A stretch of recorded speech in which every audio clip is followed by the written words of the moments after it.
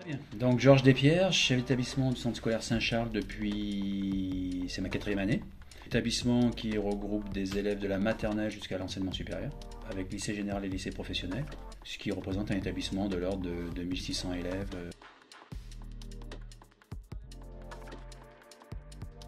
Les différentes expériences, ça renvoie à une volonté de transformer nos pratiques pédagogiques d'enseignement dans un monde en mouvement.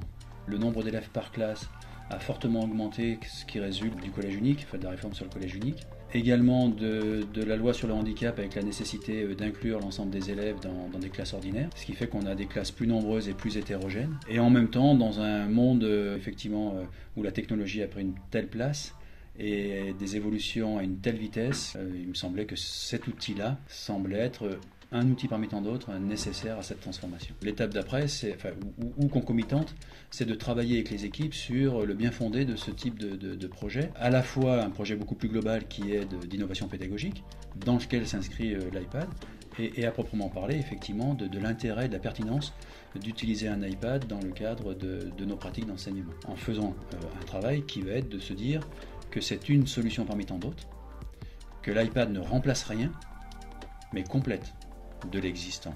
Parce que l'erreur, ce serait d'imaginer que effectivement un iPad va remplacer nos anciennes pratiques pédagogiques ou va être un petit peu miraculeux pour la progression de nos élèves.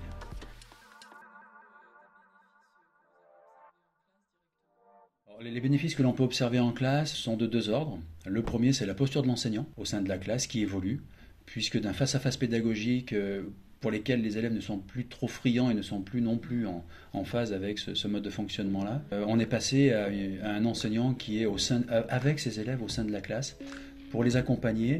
Le bénéfice, c'est aussi permettre à certains élèves qui sont plutôt timides ou sur la réserve d'être plutôt participatifs puisque l'enseignant est avec lui et non plus face à lui. Donc ça permet aux élèves de gagner en confiance, par conséquent être propice, ce qui est propice à une certaine progression et une relation, effectivement, une interaction avec les élèves qui est complètement différente.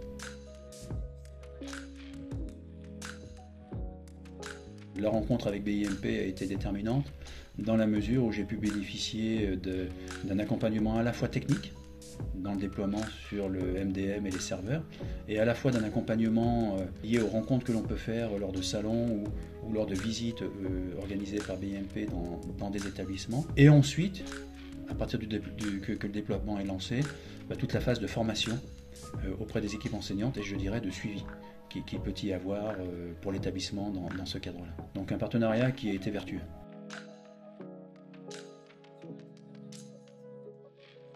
On a pu bénéficier du label Excellence numérique. L'intérêt premier, je dirais, ça a été dans la mise en route du projet, puisqu'il y a un suivi effectué également par les personnes qui pilotent ce label-là. Donc ça permet de gagner en exigence et en rigueur avec nous-mêmes, d'avoir un cahier des charges à suivre, et qui nous permet aussi de voir quelles sont les progressions, enfin la marge de progression dont on dispose pour aller vers quelque chose d'encore plus pertinent et de plus innovant.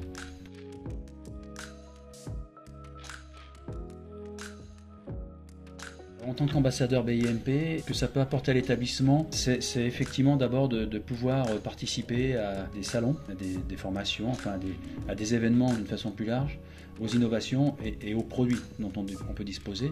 Donc ça c'est vertueux pour notre établissement puisque c'est aussi permettre à nos équipes d'avoir une certaine reconnaissance du travail effectué et de leur implication au sein de l'établissement, d'imaginer que l'établissement en tant que tel puisse être ambassadeur auprès d'autres établissements. Donc c'est toujours une certaine satisfaction pour les équipes qui se sont engagées sur cette démarche. Donc on peut imaginer qu'à un moment donné, après avoir rencontré, être allé voir ce qui se faisait ailleurs, qu'on puisse venir voir ce qui se fait dans nos classes et dans notre établissement.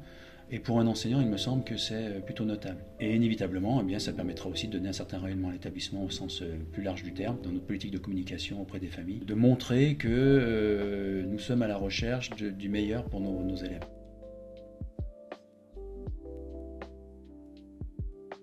Effectivement, être ambassadeur BIMP est une vraie chance pour notre établissement puisque nous pourrons participer à la plateforme BIMP Academy, plateforme sur laquelle il y a un certain nombre de supports déposés par des professionnels de l'enseignement qui, pour les plus frileux, entre guillemets, de nos enseignants, peuvent leur donner davantage confiance de se lancer dans cette démarche-là. Et puis pour d'autres, de les rassurer et d'aller au-delà de ce qu'ils sont capables de faire aujourd'hui dans leur pratique d'enseignement.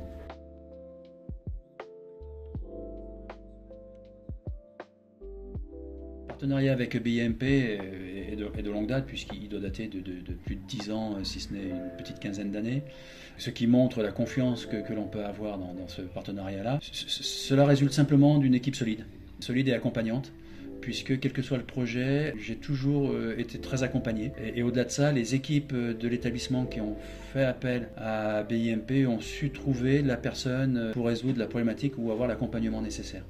Donc l'idée, c'est de poursuivre cette histoire qui dure et qui devrait durer a priori sans aucune raison particulière pour que ça cesse.